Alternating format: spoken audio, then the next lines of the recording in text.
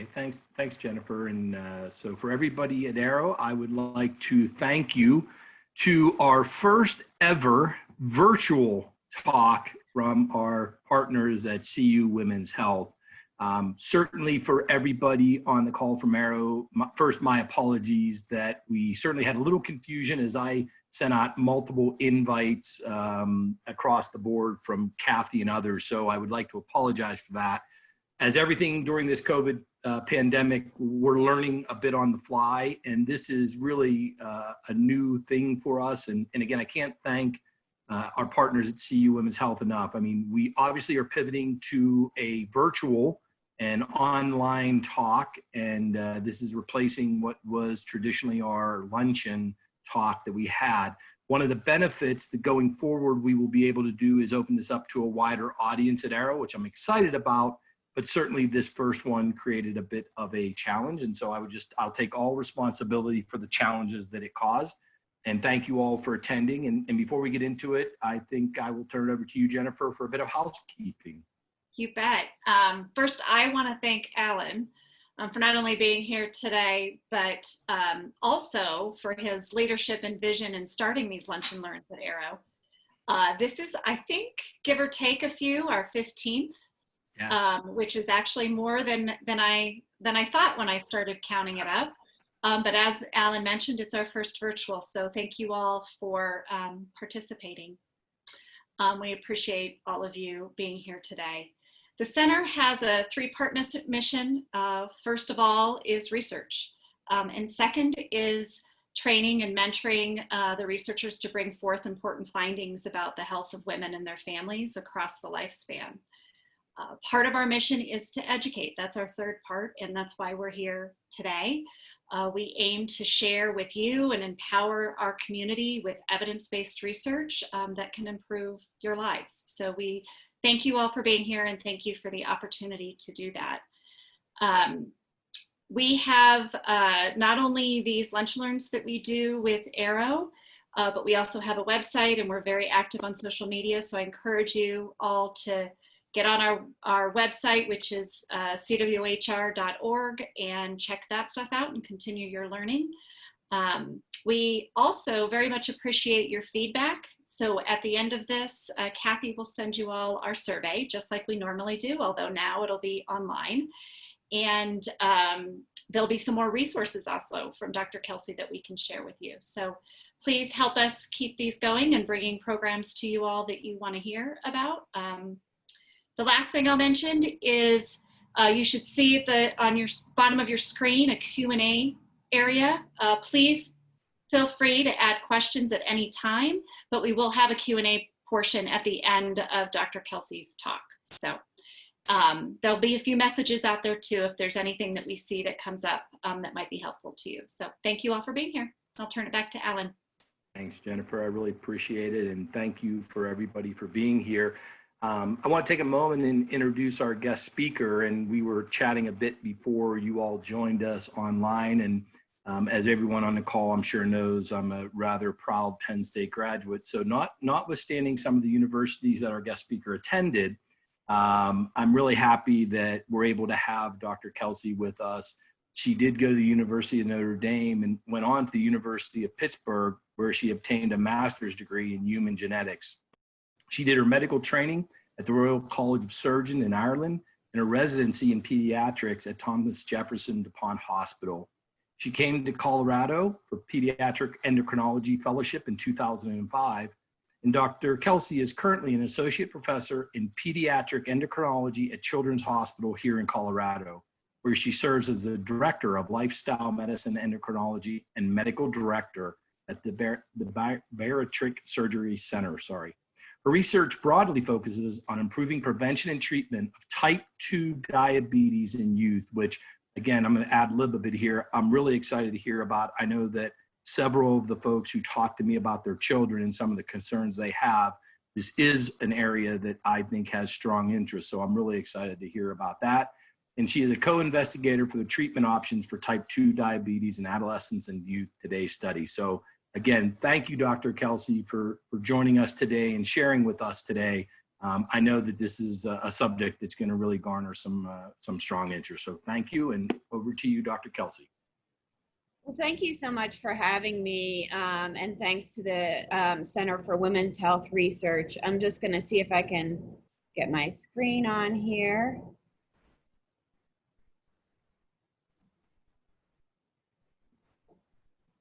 Can everyone see? Shake your head, I guess. Yes, I can see. Okay, great. So I've been involved with the Center for Women's Health Research since 2010. They have provided me research funding, and my women's health issue is that I'm interested in how puberty contributes to risk for type 2 diabetes, and how that's different between girls and boys. And so today I'm going to talk more about obesity in general in childhood, which is a really complicated problem, and we are working hard to treat it better.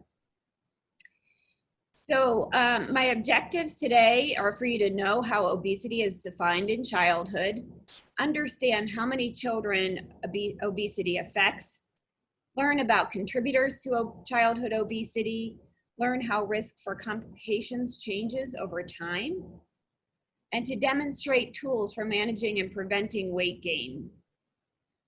So what is obesity?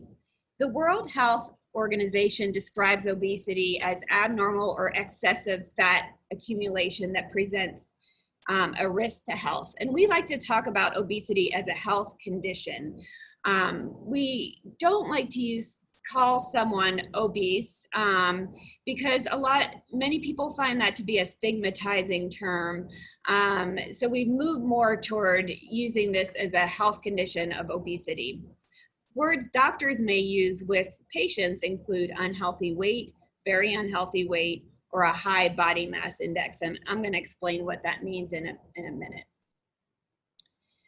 So why worry about childhood obesity? One reason is because kids who are obese, who have obesity, are more likely to become obese adults. And so, so if a child has obesity in infancy, they have a 14% chance of becoming an adult who has obesity. And when it gets up to teenage years, there's actually a 90% chance that that child will have obesity as an adult. So this just highlights the need to identify and treat obesity early in children. The other reason is that obesity is associated with direct healthcare expenses, obesity in childhood, of over $14 billion per year, and additional health expenditure in kids 6 to 19-year-old of $14.1 billion. And so children with obesity are roughly 3 times more expensive for the health system, which translates to a $2,500 to $4,200 greater annual healthcare cost for a child with obesity. The other reason we care is that even in childhood, kids can get complications of obesity. So some of the things we may see are abnormal lung function and something called obstructive sleep apnea. So we have even young children who need CPAP machines. There's a higher risk for depression in kids with obesity, and they can get a condition that causes swelling of the brain and headaches. We see something called fatty liver disease. And so fatty liver disease is now the most common cause of liver transplantation in adults, and it affects kids even as young as age of, say, 5 years old. We also see high cholesterol, high blood pressure, type 2 diabetes, and some gynecological and urological abnormalities, including leaking of urine, which can be embarrassing for kids, and something called polycystic ovary syndrome. There are skin conditions associated with obesity, and kids who have obesity are more likely to have things like joint pain and back pain. There are also specific bone conditions that we see only in children because their growth plates are still open. And so this picture shows a child with Blount's disease, which is a condition associated with obesity that occurs only in kids. So how common is obesity in kids? The line up here shows the rising rate of obesity in adults. So this ranges from 1999 up to 2016. And you can see that now 30.5%, or in 99, 30.5% of adults were affected by obesity, and that's risen to almost 40%. In youth, though it's less common, it's also on the rise. So from 14 to over 18% now in the most recent assessment in 2016. And so what does that mean for Colorado? So many of you may have seen these state slides for adults, and Colorado kind of sticks out like a sore thumb in that we have less obesity than other states. In youth, it's not really the same. We're on par with several other states in that our rates are between 20 and 25%. That obesity disproportionately affects kids of color. Though we are the 5th best in terms of obesity, we are seeing a rising rate in obesity, whereas most states are not changing or even decreasing. So this is certainly a problem here in Colorado. So I talked about body mass index, and some of you may have heard your doctor talk about body mass index or BMI. This is a term we use to know how healthy a person's weight is for their height. So in adults, we use absolute numbers to know how to define overweight and obesity. We consider a body mass index of 25 to 30 to be overweight, and 30 or above to have obesity. In kids, we can't do it that way because kids are growing over time. They're supposed to gain some weight as they grow. And so we use a growth curve just like you would for height and weight. And we use percentiles to know if someone is at an unhealthy or an extremely unhealthy weight. And so we consider a body mass index in the 85th to the 95th percentile to be in the caution zone or overweight zone. And between the 95th and 99th to be in the higher health risk zone or obesity. And then above the 99th to have severe obesity. And the reason this is important is not to stigmatize the child, but it's because the higher you go into this red, the closer you come to the red zone, the more risk for health conditions the child has. And if you know somebody who's struggling with their weight and you want to know about what their body mass index is, you can use the BMI calculator on the CDC website, and that's provided, that will be provided in the resource paper for both, or handout for both adults and for kids. So what determines obesity? It seems like a really simple thing. So we talk a lot about energy balance. So energy balance is the balance between calories in and calories out. If you take in more calories, then you burn, you gain weight. If you burn more calories than you take in, you lose weight. And if they're on par with each other, then you maintain your weight. This seems really simple, but it's not so simple. There are so many things that go into intake and energy expenditure. Some of these that are in our control and some of them aren't in our control. So in kids, we talk a lot about sedentary activity. Through this pandemic, I think we're all familiar with sedentary activity. We're all much more sedentary than we used to be, because just sitting in a chair burns less calories than even walking back and forth between meetings. Same thing in kids. Doing anything other than sitting in front of a screen basically burns calories, even reading a book. And so sedentary time is really an important contributor to childhood obesity. Another is intake, especially we talk a lot about with our kids about intake of sugar sweetened beverages. This is a poster from 1955 promoting 7-Up in babies. And sleep. And you might think, well, when you're sleeping, you burn less calories, so maybe sleeping less would be better for you. But actually, sleep is really important determinant of energy balance. And that's because sleep affects our resting energy metabolism, which I'm going to talk a little bit more about. And it also affects the kinds of foods we crave and whether we're hungry or not. And so it has a lot more benefits for weight beyond what you would think.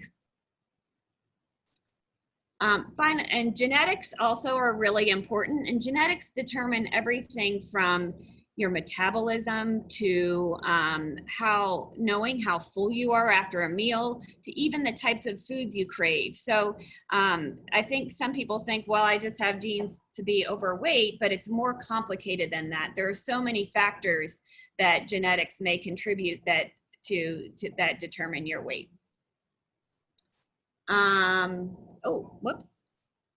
So energy expenditure. So that's more than just what you think about the energy you burn when you move.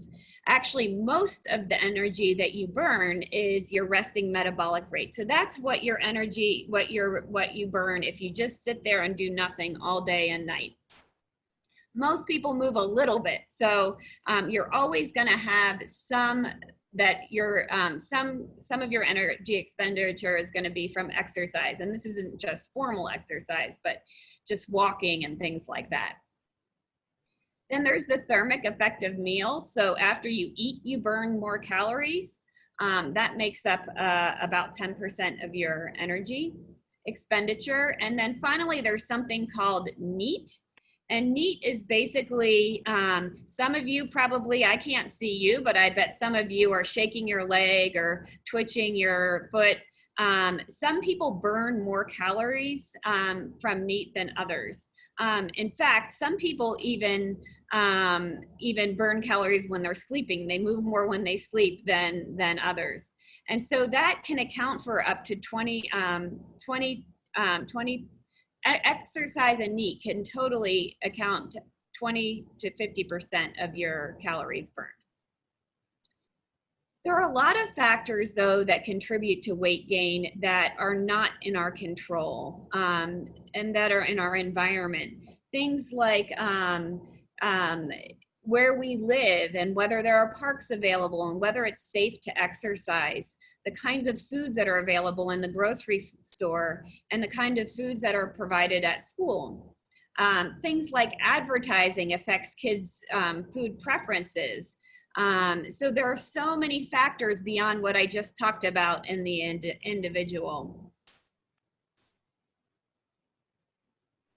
Okay, so in the first half of this talk, I hope you've learned what obesity means and how it's determined, that childhood obesity is common and is increasing, especially in Colorado, and that obesity leads to serious health problems that can even start in childhood. Factors that go into weight gain are extremely complex, involving both external and internal forces. So what happens at puberty and why do I care about it? I think the one thing that I can always say to my audience is everybody knows something about puberty is because they all went through it at some point. And many of you may have gone through puberty with your kids, which is maybe even worse than going through it yourself. And you can identify with some of these things that we think fill our kids' brains. You can see this judgment gland is really tiny down here. And so there are so many factors that go into risk for weight gain at puberty. And one of the reasons I care about it is that we know that risk for conditions associated with obesity goes up during puberty, and that this risk differentiates between girls and boys, and girls are at higher risk for certain conditions during puberty. So what do we see before puberty and what do we see after puberty in terms of health conditions associated with obesity? Before puberty, we may see things like obstructive sleep apnea, fatty liver disease, orthopedic problems, and obesity can cause early puberty in itself. After puberty starts, though, we're more likely to see high cholesterol, high triglycerides, and you almost never see type 2 diabetes during puberty or before puberty. And you can't see polycystic ovary syndrome before puberty because that's a disease that affects periods. So what changes in puberty? Why would that risk change? So first, there are puberty hormones. I think people are kind of familiar with what happens during puberty. Estrogen and testosterone cause the body changes we see in puberty. But what you may not know is they actually change the way your fat is distributed during puberty.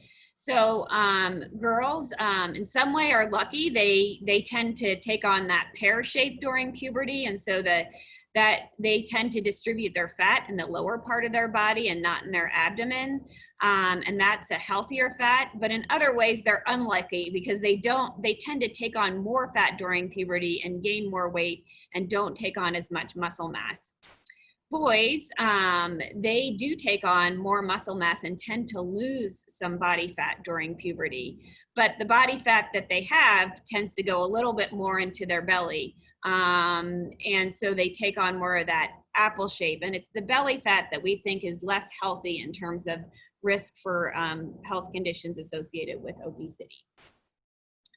Growth hormone. So we know that kids have a growth spurt during puberty, and so your growth hormone goes up, and that has other effects on your metabolism.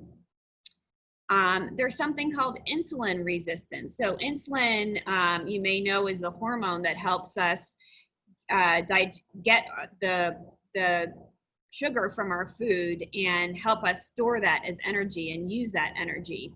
Insulin resistance is a condition in which our body's insulin doesn't work like it's supposed to work. And that condition happens to all kids. I shouldn't call it condition because it happens to all, that state happens to all kids during puberty. So in a child who has obesity and already has insulin resistance, puberty can kind of exacerbate that problem. Physical activity goes down. So physical activity goes down in all kids, tends to go down in all kids during puberty, and it especially goes down in girls. Kids have more independence, so they don't get all their meals at home that are, they're less likely to have home cooked meals and are more likely to go have fast food meals with their friends and extra snacks with their friends. And speaking of friends, there's an increased need to fit in. So they want to do things that their friends are doing. So what do we do about this? How do we treat childhood obesity? The mainstay of treatment is lifestyle intervention. And that can happen through a pediatrician or a weight loss program. Some pediatricians also have access to dietitians in their office. In lifestyle intervention, we focus on all the things that contribute to obesity, or all the individual and family factors, such as healthy eating, increased physical activity. We try to decrease sedentary time.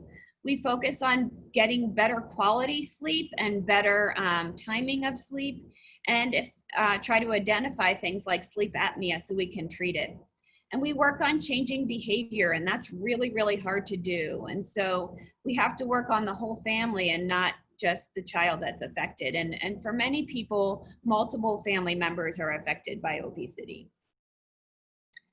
So when families try this and work hard and are having trouble getting any results, sometimes we talk about weight loss medications, and these are not magic pills, but they're medications that help decrease appetite and make these other changes easier. And then finally, we may talk about bariatric surgery in kids, mostly older kids, and that's weight loss surgery. And so what kind of change do we see with these changes or with these treatments? Unfortunately, especially in kids, lifestyle intervention is really hard to get to work, and kids even more so than in adults. And I'm going to talk a little bit more about why in a minute.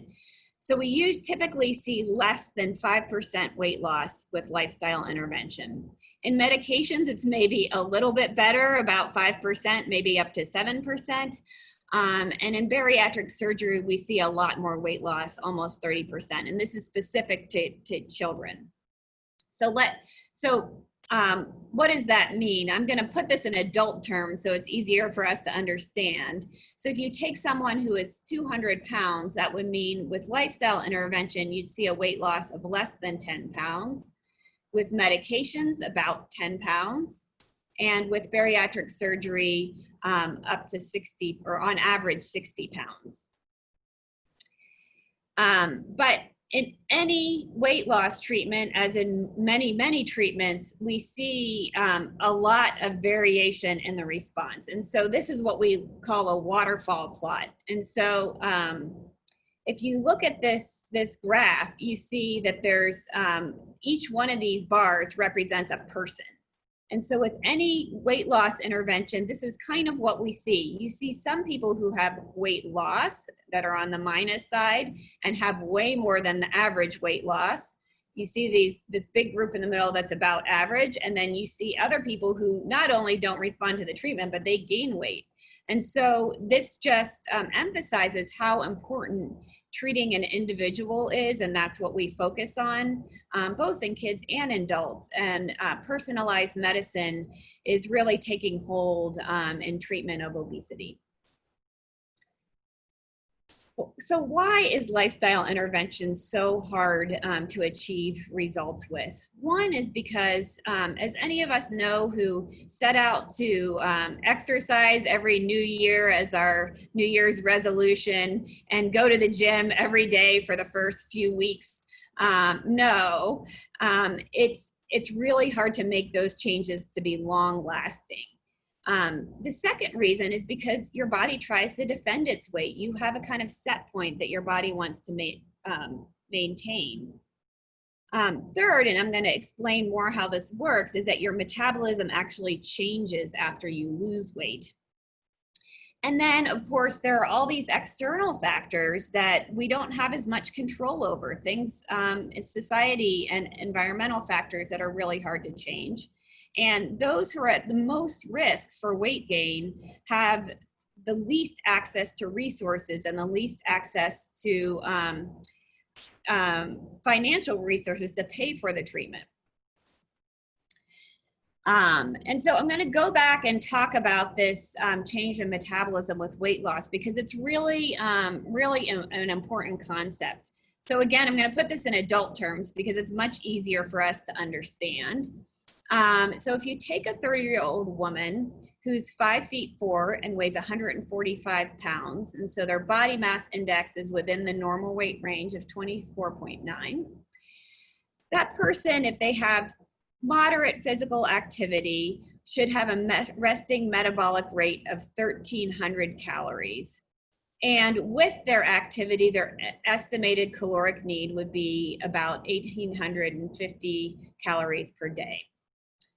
So if you take an overweight woman who's also 5'4" and weighs 180 pounds, her BMI should be 30.9, not 80.9, but the resting metabolic rate would be a bit higher at 1,500 calories.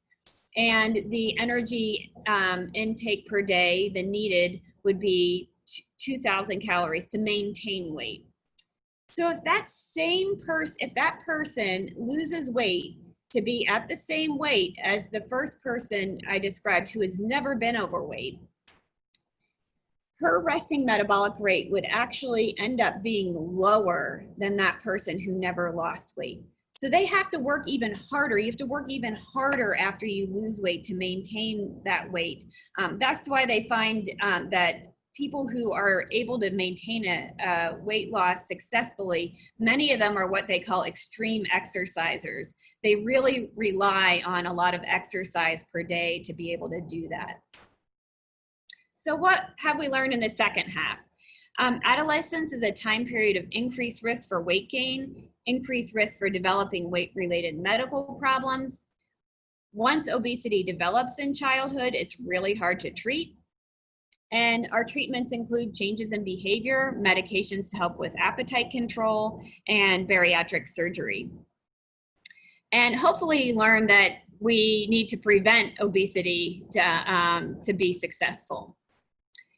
So I had some requests to talk about exercising during a pandemic. I'd like to just say, take your kids outside, but I have kids that are 6 and 8 years old. And when I say to let's go for a hike, I hear a lot of moans and groans. So here are some things that you can do in your house that are technology oriented. There are lots of apps for smartphones, including Daily Workout Fitness Trainer and Kid Fitness. These both have focuses on that the fitness trainer has a kid component to it. There are online programs like Fitness Blender, Pop Sugar Fitness, and these, again, I provided links to all these resources in the handout that you're going to get. And then finally, all the major exergaming platforms have fitness options. You think about the sports games you can play, but this Nintendo Switch has this thing called Ring Fit Adventure, where the game is an actual game, and the apparatus you get with the game kind of causes you to do these like Pilates-like moves. Apparently it's really cool. I've never played it, but people really like it. And then, of course, get outside. So I'm going to finish up by telling you a little bit about our weight management program at Children's Hospital. We have a very unique program across the country that consists of multidisciplinary care. I think we're putting together some numbers, but I think we're one of the largest, if not the largest program in the country. We have medical providers, including subspecialists, nurses, nutritionists, exercise physiologists, and psychologists. And our goals are to improve health and daily lifestyle, help families feel good or confident about making new goals, and to stop weight gain. So in kids, you have this advantage that if you stop weight gain, they can sort of grow into their weight. And we have a model where all parents come to an orientation class and learn more about the program. Everyone gets a medical evaluation visit that includes a dietitian and may include more providers depending on if they have any other medical conditions. But then after that, there are all sorts of things offered, including cooking classes, exercise classes that are now being conducted by Zoom, and but our gym is supposed to open again soon, and individual appointments with subspecialists. And again, I provided some links to the weight management program, Lifestyle Medicine, in the resources. If you are concerned about someone who you think is struggling with their weight, it's important first to talk to your pediatrician, because they may do some first steps in their own office, but they may also be interested in referring out to this program. So I just want to thank you for your time today. I have my email here in case people don't want to ask questions in the chat, but I also would open the forum up for questions. Thank you, Dr. Kelsey. We do actually have a few questions, and thank you for making the comment about talking to your pediatrician, because that was going to be one of my questions: is how do you enter into the system? So I'm going to read a few questions for you. First from Shelley. So what it really boils down to is lifestyle, correct? Even after surgery, lifestyle needs to be at the forefront in order for weight loss to be effective and long-lasting. It's true that it boils down to lifestyle, but it's really complicated because, for example, some people can't tell when they're full. And so, yes, it's you want to eat less, but if you don't know how much you need and your body doesn't respond in the right way, then it's it's not that easy to do. After bariatric surgery, one of the advantages is appetite tends to go down, but it doesn't go down in the same in everyone. And we still see that same waterfall plot after bariatric surgery that we see after lifestyle treatment. And there is no magic pill. It is true. You have to make these other changes in addition to surgery or medications. This next one's actually from Alan. If someone has an obese child, what are the risks of bariatric surgery? Yeah, so there are two main procedures that we do and that are most common in children and adults. One is the bypass surgery, gastric bypass. In that surgery, I should have had pictures, but in that surgery, your stomach is made smaller, but also there's a change in the way your intestines are organized. And it's a more invasive surgery. It takes a little bit longer to recover from, and you're more likely to have the most common complication is that kids and adults can't absorb their nutrients as well, so they can have vitamin deficiencies after surgery. In that surgery, you're also more likely to have things like leaks where the intestine was sewn back together, if that makes sense, and things like that. The most common kind of surgery, however, that we do in over 90% of our kids is something called a sleeve gastrectomy. In that, the surgeon, I'm not a surgeon, Dr. Inge, takes out a portion of the stomach. And so the stomach is smaller. The disadvantage of this procedure is it's not reversible. Once you take that stomach out, it's not coming back. But it doesn't involve any other changing of how things are organized in your gut. So there's less risk for complication. There's less risk for problems with absorbing your vitamins. It's a 45-minute camera procedure. Both of them are camera procedures or laparoscopic procedures. Kids are generally up and walking they leave the hospital in 24 hours. And they're back to their usual activity by 2 weeks after surgery. The main complications that we see early on is that they're higher risk for dehydration because you need to take in more fluids after surgery. But it's pretty amazing to see my patients with type 2 diabetes be able to come off medications the day of surgery, and most of them don't have to go back on those medications. Great. There's more. Also, have we learned anything that can be done early in a child's life to modify the obesity trajectory? Yeah, so one of the areas I'm most interested in is that it turns out a stressful environment is really a high risk factor for developing obesity. So a lot of what we're trying, and the other thing is it's almost never too early to prevent obesity. So kids who are exposed to obesity during pregnancy are at higher risk for obesity. And so the earliest thing we can do is prevent moms from being overweight in the first place and to have them eat a healthy diet during pregnancy. So there are some studies that even suggest that even if a mom is normal weight, if they eat unhealthy foods during pregnancy, it puts their kids at higher risk. So what happens in pregnancy is important, and what happens early in life is really important. And, in the past, we used to say, if you gain a lot of weight in the first couple of years, it's cute baby fat and it's going to go away. And we now know that's not true. So we're hopefully going to be starting a program to identify kids who are at risk before they even gain weight, and to better educate and help them before that behavior comes ingrained. And the earlier we try to treat weight gain, the easier it is to change that behavior and to change those food preferences. So speaking of food preferences, there's a question from Noelle about what are your thoughts on a plant-based diet? Yeah, I mean, of course, eating more fruits and vegetables is better. And eating foods that come from the earth and are not processed are certainly better for you. What we teach our families, because we have to keep in mind that certain foods are more expensive than others, and not all our families have access to the same foods. And so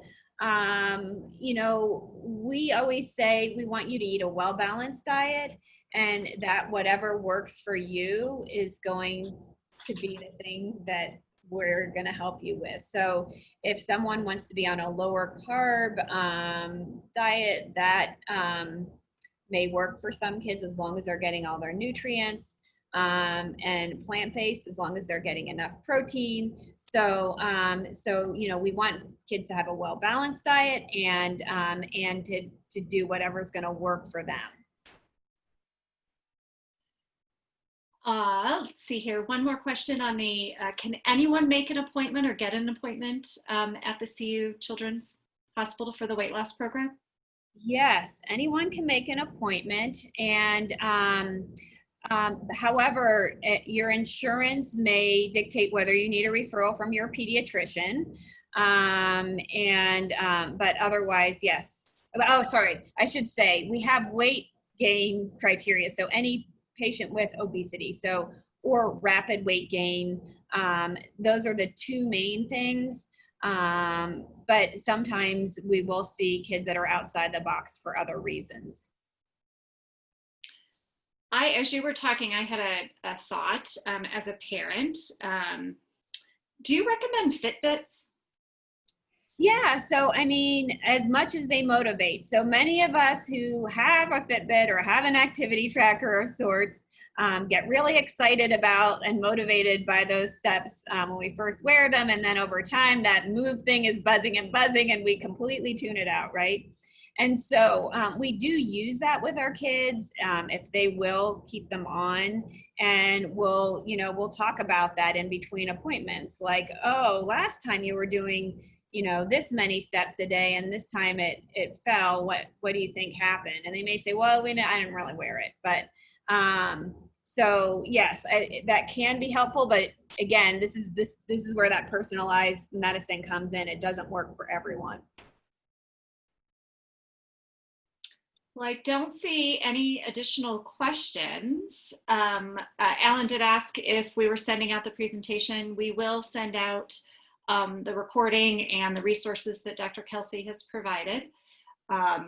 Unless there's more questions, I'll just remind you all that we really do appreciate your feedback. Please respond to the survey, particularly providing ideas for future talks. They definitely help us frame up the future of the program. So thank you, Dr. Kelsey. Thank you, Alan. Thank you, Kathy, for organizing. And hopefully we will do this again soon. Sure. Thank you, everyone. Really appreciate your time. Thanks for having me. All right, bye-bye.